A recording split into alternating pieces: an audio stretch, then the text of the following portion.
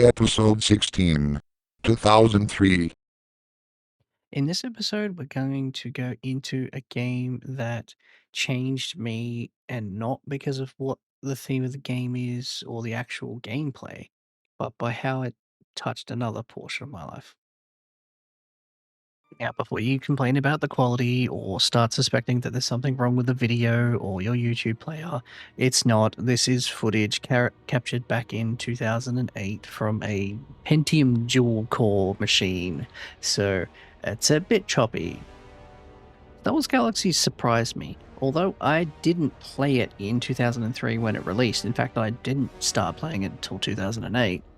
But up until that point, I had a strict policy of refusing to play any game that needed to be online and refusing to play any game that had a subscription model. But somehow this drew me into a point where I decided they weren't that important to me.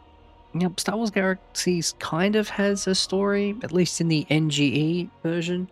That's more really extended tutorial, really, because the whole point of this was to be a sandbox MMO. The story was yours, your character, your role-playing, your ideas. And that's something that I kind of fit into, but I wasn't as much of a role player as some others. Now, trust me, I could deep dive into this game about the mechanics, about the story, well, little bits of story it has, how I enjoyed it, the type of character classes, the combat system. But realistically, the most important part about this was discovering people overseas. I made friends, and not just a couple of friends, and not a couple of shallow friends like I was kind of dealing with at the time, but real connections that I still have to this day. See, generally, I stay away from PvP, especially in MMO type games. I don't often talk to people, but in Star Wars Galaxies, I ran into and joined a guild called I.C.K, which was acronym for So I Crave Killing, led by the Guildmaster Merthos.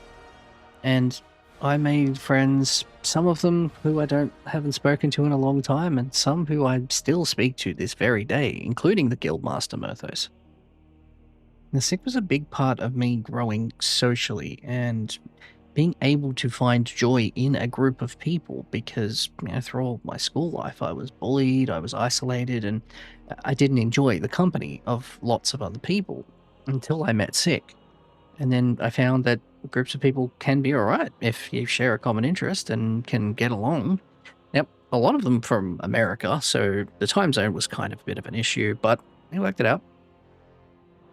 To be honest, if I hadn't have met I.C.K, I wouldn't be making content today. I wouldn't be streaming. I wouldn't have tried to build a community, because the thought of it, the thought of having that many people involved in my life was just scary.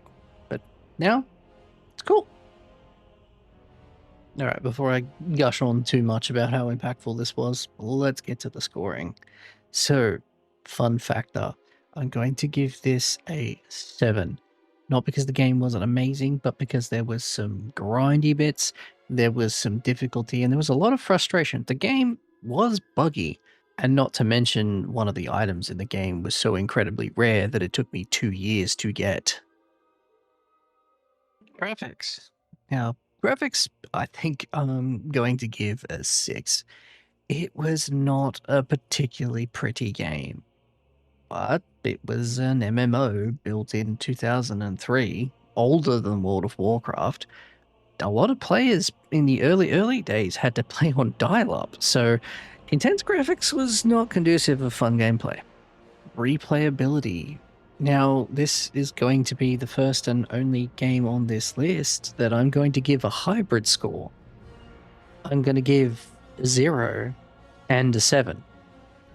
The reason being, technically, you can't play Star Wars Galaxies anymore.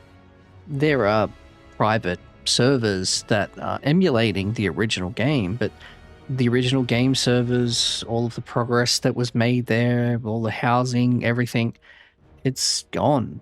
It was destroyed because LucasArts didn't want two Star Wars MMOs competing with each other.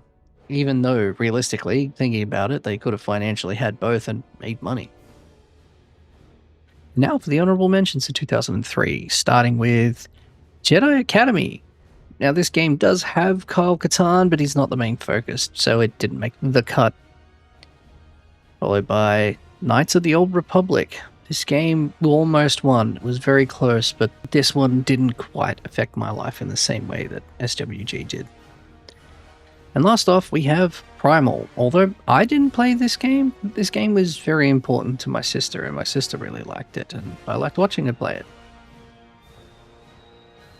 Now, I don't usually do this in these videos, but I think this particular video warrants it. I really want to give a shout out to my guild, I.C.K. Especially Merthos, the guild leader who got me involved in a lot of things and taught me a lot about how to play Jedi, and who I still consider a good friend to this day.